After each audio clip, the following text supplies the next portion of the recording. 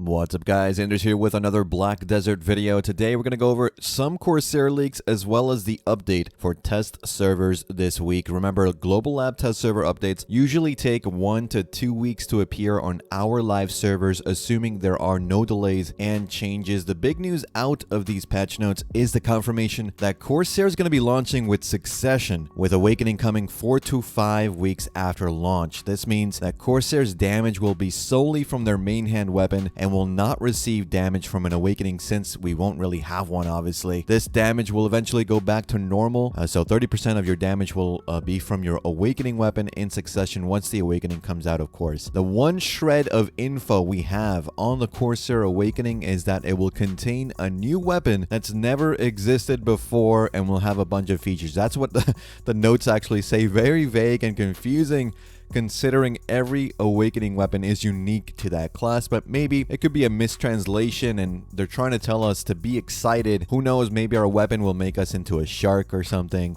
Maybe it's something completely out of left field that we don't really expect. With that said, we have some leaks of what Corsair skills will be, but I have to preface this with a big disclaimer.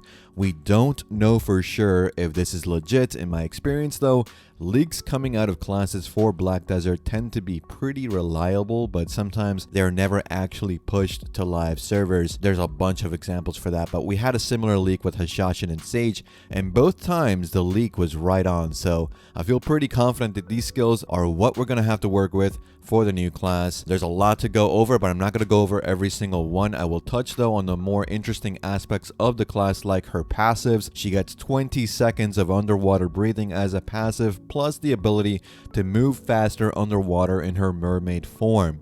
She also has an AP stamina passive as well as an evasion percentage increase passive, both pretty strong. And speaking of evasion, her skill Smooth Sailing increases her evasion by 6% for 5 seconds, is super armor, and is on a 2-second cooldown. This is the skill where she's dancing around after she hooks onto something.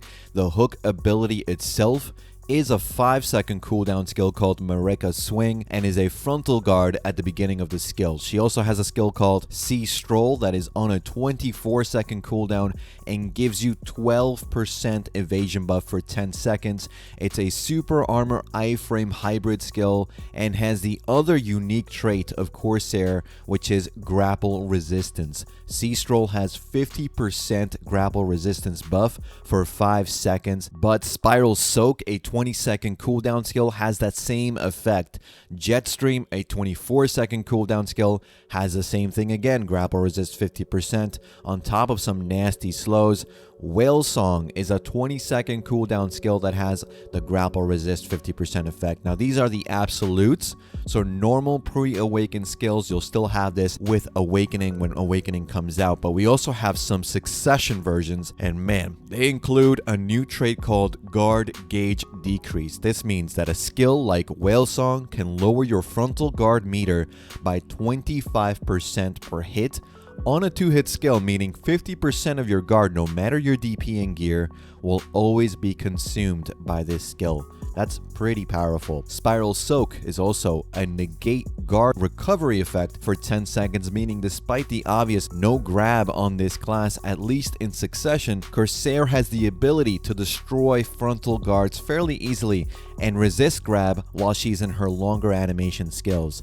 On top of the slows that she gets, and the 100%, which I haven't mentioned, but here it is. The 100% for Corsair is Sea Stroll. It deals hefty damage, increases allies max HP by 700 for 20 seconds, increases allies HP recovery by 100 every 2 seconds for 10 seconds, and slows enemies hit by 40% for 5 seconds. The skill has a 40% damage reduction in PvP, obviously, but the effects are still incredibly strong. Now, that's all I'll go into today for Corsair skills, just because we don't know how she plays yet. We just see her skills at the moment, so I don't want to make assumptions before we experience it on live, if you guys understand what I'm saying. The core protection seems to be iframes into super armors. There's some frontal guard there. Dash is super armor every 3 seconds with an additional dash every 5 seconds. That's also super armor.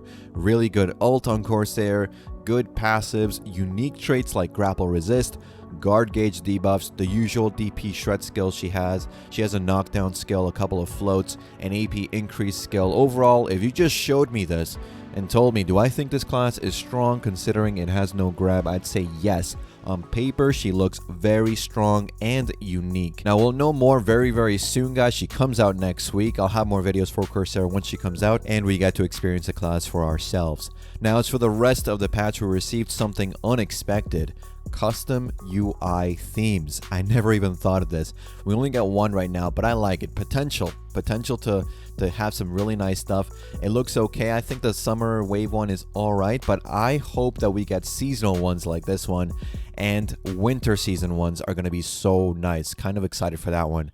We also learned a little bit about seasons. You can convert a normal character under level 25 into a season character once per family during the current season, and it will transfer all the skill points and experience over to that season character as well as the weapons and such. So kind of like a vague explanation that was given in the notes. Not very clear about how it actually works, so we'll have to see how it works when it goes live, and I'll give you guys an idea of how it goes.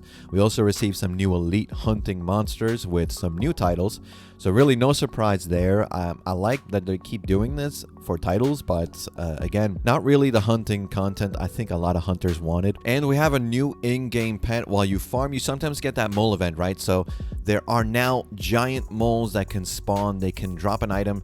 You can trade in for a special pet called Chochu. You can't combine this Chochu pet with any other pet, not even a ghostly pet, so only other Chochus. So that's one way to get an in-game pet for free. It looks nice as well. I like it. It's cute. So hopefully we can see more sort of life skill related pets being added to other life skills. I think that's a good idea if they want to lean into that. I like that they're adding more options, at least for people that are just starting out in the game. Maybe they want to collect pets in a way that they don't have to spend money or go through the central market. This would be a cool idea if they keep doing this. And that's pretty much it for this one, guys. Let me know what you guys think about today's video in the comments or over on our community Discord. We're now public and accepting new members, so follow that link, react to the comments to get your member role, and say hello. Remember to like and subscribe if you haven't already, and hit that bell icon to get notified when I upload my next video. Remember, bell is good. As always, guys, thanks again for watching. Thanks for listening. I'll see you all in the next one. Take care.